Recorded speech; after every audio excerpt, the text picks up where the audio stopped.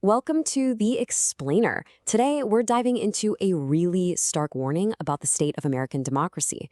And it's coming from a man who has seen authoritarianism up close and personal, Garry Kasparov.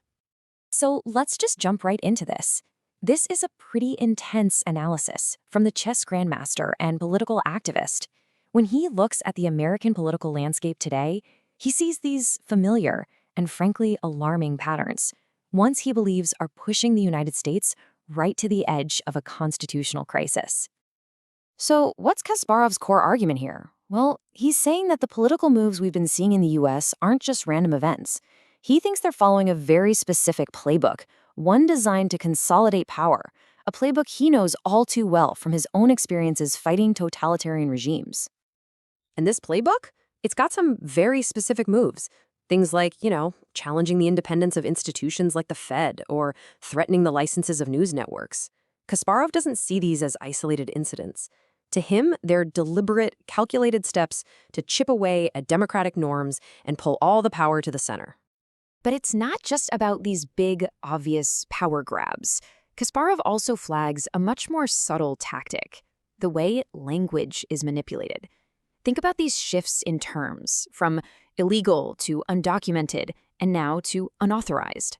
In his view, this isn't just about being politically correct. He sees it as a classic bureaucratic tool to expand power by creating these vague legal categories that are just, easier to control. And this quote, wow, it really gets to the psychological dynamic Kasparov sees happening on the world stage.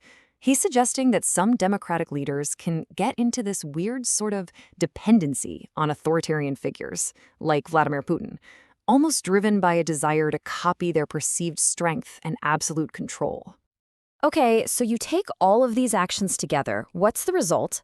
Well, according to Kasparov, they're adding up to one thing, a massive stress test on the very foundation of American democracy, its constitution, and all of its institutions.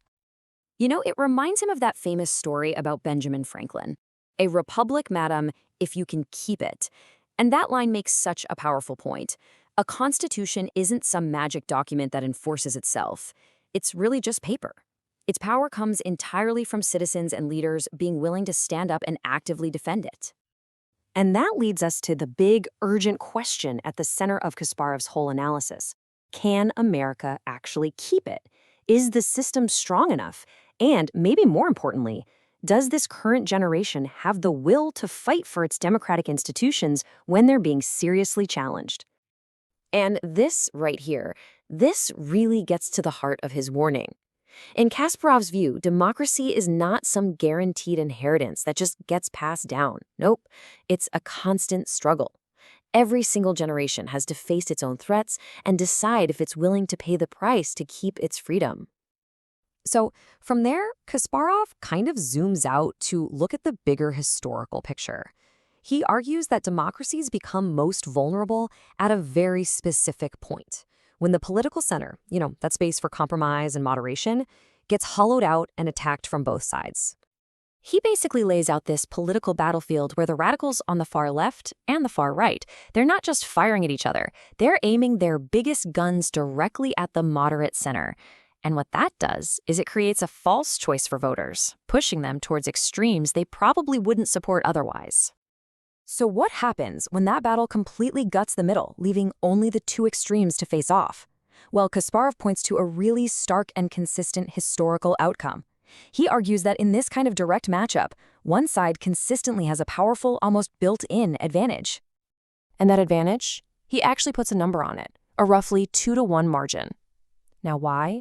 His reasoning is that the far-right's appeal to things like traditional values and stability, even if it's a distorted version, is just more effective at winning over those undecided voters who are scared by the radical change the far left is proposing.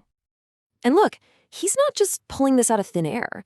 He points to a very clear pattern all throughout history, from 1930s Germany and Spain, all the way to modern political races in France and Germany, where he sees this exact dynamic playing out over and over again. For Kasparov, this internal weakness inside democracies, it doesn't just stay at home. It has direct and absolutely devastating consequences on the global stage. He believes you can draw a straight line from this kind of domestic political paralysis to international aggression. And the most visible example right now is the war in Ukraine.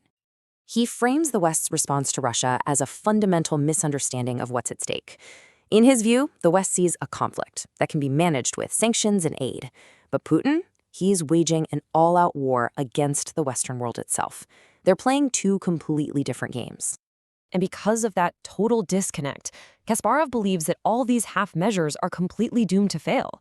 His analysis leads him to conclude that this war can only end through overwhelming force, either by totally crippling Russia's ability to fight or by presenting a strategic threat so huge that it forces them to stop. Kasparov literally draws a straight line from what he calls the West's impotence in past crises, like failing to enforce the Red Line in Syria, directly to the current war in Ukraine. For him, the lesson is crystal clear. Dictatorships are always testing boundaries, and when they find weakness, they just keep pushing forward. And really, this brings everything full circle, right back to his central theme. Whether it's on the home front or on the international stage, democracy isn't some passive state of being. In Kasparov's eyes, it's an action. It's a constant struggle that demands courage and conviction. So in the end, Kasparov's analysis doesn't just leave us with answers. It leaves us with a challenge. If every generation truly has to fight its own battle for freedom, then we've got to ask ourselves, what is our battle today? And what role is each one of us willing to play?